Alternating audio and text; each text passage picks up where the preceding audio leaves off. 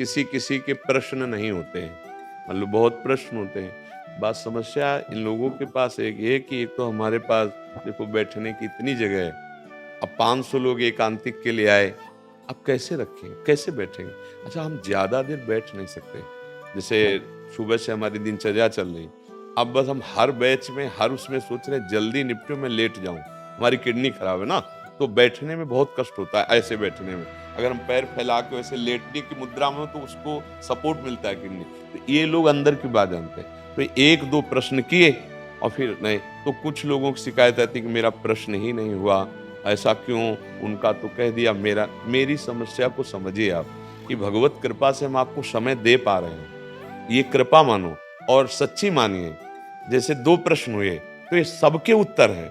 अगर आप इनको स्वीकार कर लें तो कोई प्रश्न की ज़रूरत ही नहीं है। कोई एक उत्तर आप सुन लो ध्यान से, तो उसमें वो सामग्री मिलेगी जिससे आप भगवत प्राप्त हो जाओगे।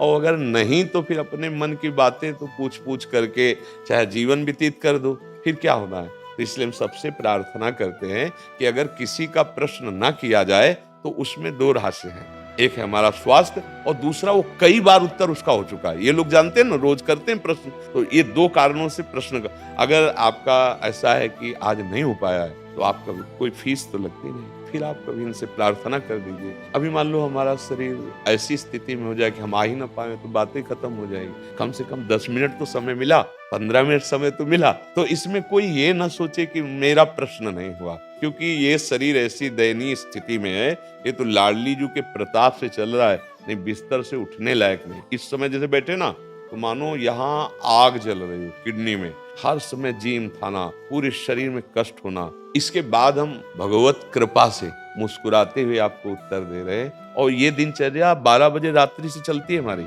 ये थोड़ी कि 1 घंटा बोल लिए चल दिए। और हम तो कहते हैं स्वस्थ होने पर भी इतना बोलना बड़ा कठिन हो जाए। आके पौने 2 घंटे 1.5 घंटे सत्संग होता है, फिर पद गायल, फिर इसके बाद एकांतिक और फिर इसके बाद वहां पहुंच जाएं। तो इसलिए आप लोग कभी असंतुष्ट मत होइएगा कि हमारा प्रश्न नहीं हुआ। और सबसे बढ़िया बात, अगर आपकी श्रद्धा है तो बोलो या ना बोलो, अगर प्रश्न का समाधान तुम्हें न मिल जाए तो हमें बता दो। तो हाँ, तुम्हारा अगर चित्त इस बात में हो कि हम जहाँ आए हैं, तो बस अगर आपकी श्रद्धा है तो आपके मन ही में उत्तर चलने लगेगा, आप देख लेना।